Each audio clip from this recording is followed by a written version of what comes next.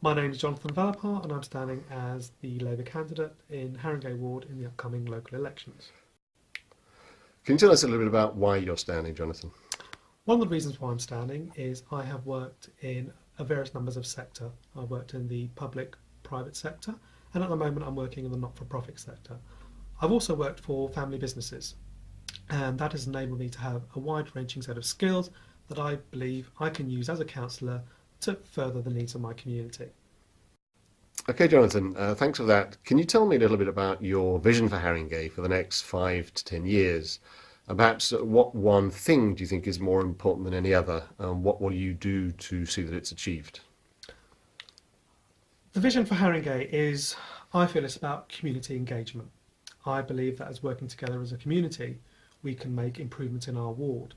And from doing that, we will have a benefit, a knock-on effect on other wards.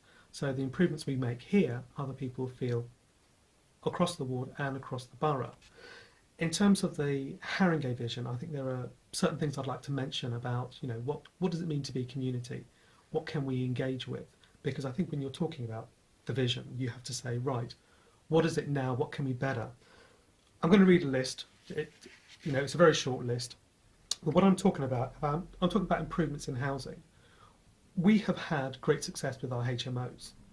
And when we talk about vision, we've now got it in legislation about licensing HMOs, which is a great benefit. But let's take that one step further. We now have to have the accountability. How do we implement that strategy?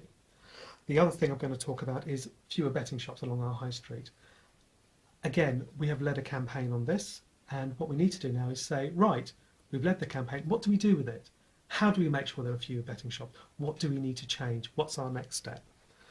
Schools are really important in our area. I see them as a focus for achieving attainment, but also as the focus in terms of community engagement. We can have our schools as centres of excellence for our community in terms of parental engagement and also for adult learning. We have things like extended schools. These are important for our community as a basis. What we have to look at further then is say, right, how do our businesses engage with our schools? Every community needs the support of everyone within that community. Businesses are an important part. How can we get them more involved? What can we say businesses and schools can work together? But let's also not forget the voluntary sector. The voluntary sector in this ward spreads across community groups, youth groups, specialist groups, care for the elderly. How do we involve them? This is about a cohesive community. What we also have to bear in mind is about the environment. Whatever we do and however we impact our vision, our change, let's make sure it doesn't have a detrimental impact on our environment as well, because we want to be a sustainable ward. We have full recycling, we're moving forward with that. What's the next impact on how do we care for our environment? How do we better our parks? How do we make use of those resources? So how are you going to go about achieving all of that, Jonathan? I think I have to say, Hugh, is that I'm a person who asks those difficult questions. And I think asking those difficult questions is going to be key to any achievement. I'm not afraid to say that I understand bureaucracy. I'm not afraid to say that I will challenge. I'm not afraid to speak up for things I believe in, and from the residents as well.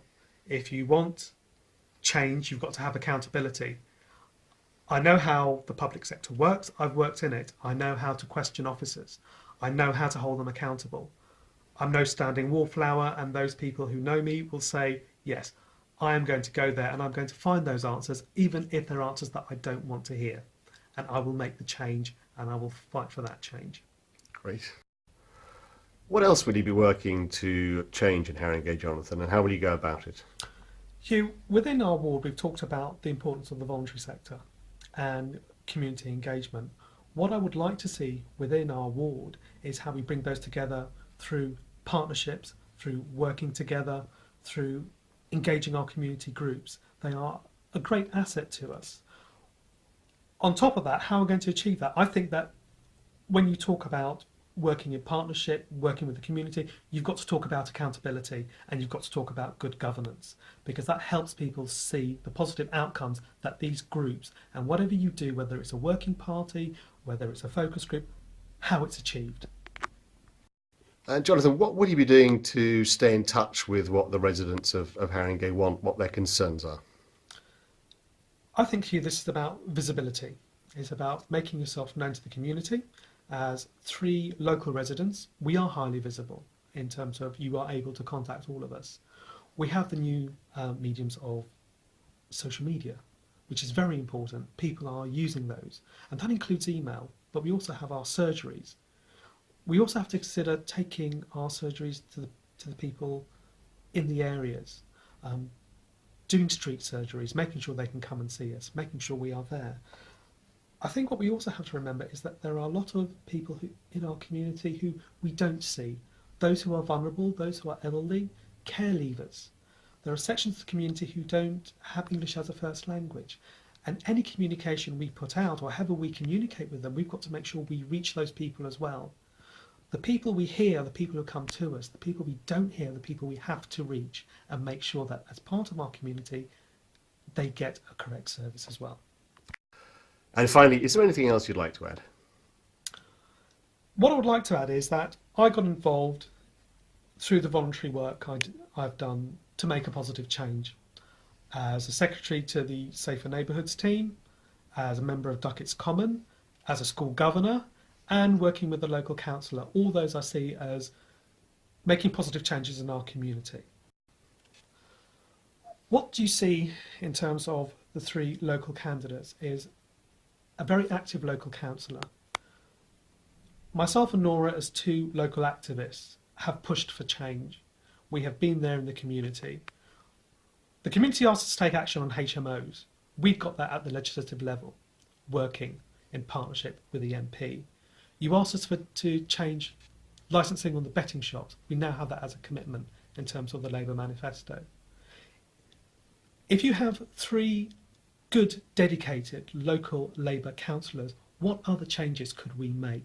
Look at the team, look at our strengths. We are there working for you. And whatever the community has brought to us, we have taken and we have said, we are going to make change. And I think that's the important thing to get across is change doesn't mean a wholesale change. Change means changing those people who you elect to represent you and who you can hold accountable and how they can hold the council accountable.